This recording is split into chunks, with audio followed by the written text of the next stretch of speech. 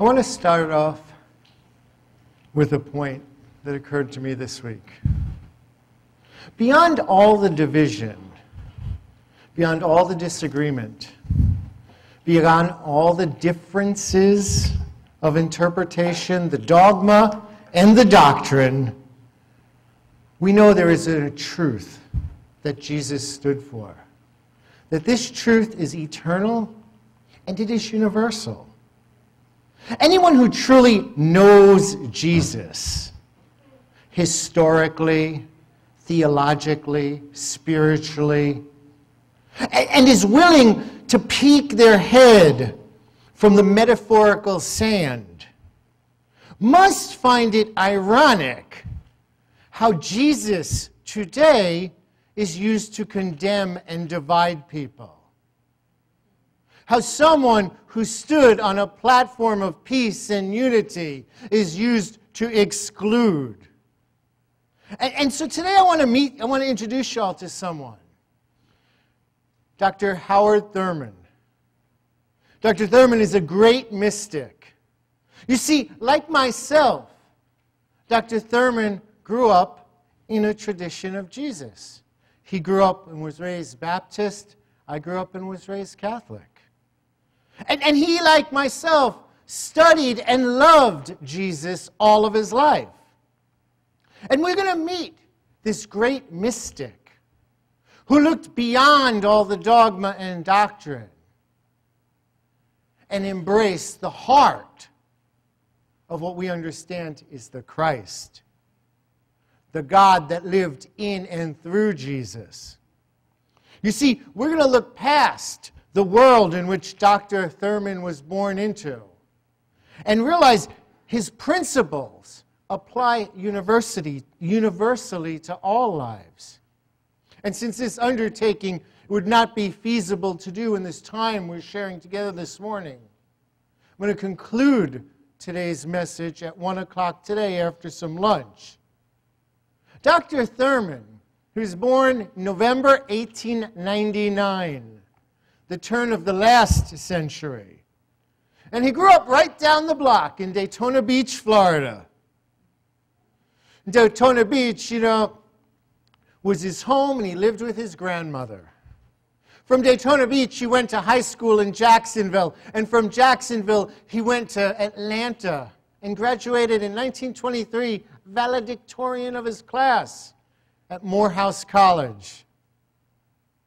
20 years after his graduation, he and a minister formed the Fellowship Church for All People in San Francisco, 1943. What makes this church unique? Well, in 1943 in San Francisco, this church was the first time where a white man and a black man served together as equals, co-pastoring and co-founding a church. In his lifetime, he wrote 22 books. The book we're discussing today is Jesus and the Disinherited. It's written in 1949, 4 years after the end of World War II. Yet, so recent, this great book, it is almost unheard of today, unless you're an open-minded liberal minister or a veteran of the civil rights movement. You see, this book was carried by Dr. King his whole life. This book that talks about nonviolence, that talks about how love heals division, that talks and defines exactly what hate is and how we respond to hate, was carried in his pocket everywhere he went, in every march. And silently, before all of the division, Dr. King would read the words of his mentor, Howard Thurman. Well, the book sets the stage, and Howard Thurman is visiting India. And he's visiting India, and he recounts at the beginning of the book how a lawyer in India asks him, "What are you doing here? What are you, a Christian, doing here in India? And how can you expect anybody to embrace Christianity when it has been the source of your oppression for 400 years? How can you expect Christianity to flourish in India? Just look at what the British Christians have done to us in the name of Jesus. Later in that trip, Dr. Thurman meets Gandhi himself. And Dr. Thurman asks Gandhi, he says, what is the greatest threat to the religion of Jesus here in India? Gandhi quickly replies, well, Christianity, of course. Meaning the religion of Christianity. And so this book discusses and interprets Christianity through the lens of a black man who grew up in the segregated South under Christians. Jesus in the Disinherited, it is his response to the critics of Christianity he met while traveling in India, who called him on the hypocrisy, who called him on the confusion, who called him on the division that is nowhere to be found in Jesus, yet was completely prevalent in American Christianity. Thurman, what he did was something so interesting and so wonderful. What he did was he wrestled with their criticism, their critiques. And in doing so, he did something amazing, something that we see so very little today. Dr. Thurman listened.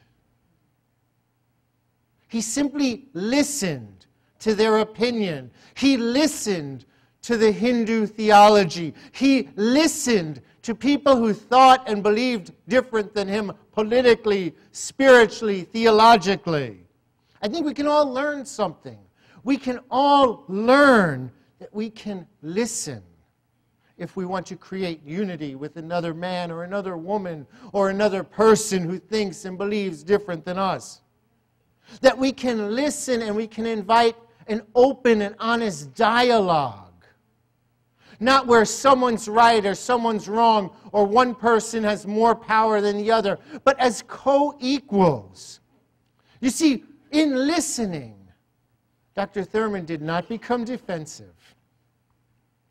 He did not rebuff the Hindus and rebuke them to hell for all eternity because they were not saved in his Baptist definition of salvation. He did not insult them or threaten them. He did not insult them or threaten them because they thought differently than he did. You see, I was thinking how our Congress, our elected officials, they can learn something from this. Because no matter what's going on today, what I see is nobody's listening to anybody. And when nobody listens to anybody, what do we find but stagnation? And this happens internally. Religious leaders today, they can learn this principle. They can listen to people. And actually, if they listen to people, maybe they would attract people to want what they have.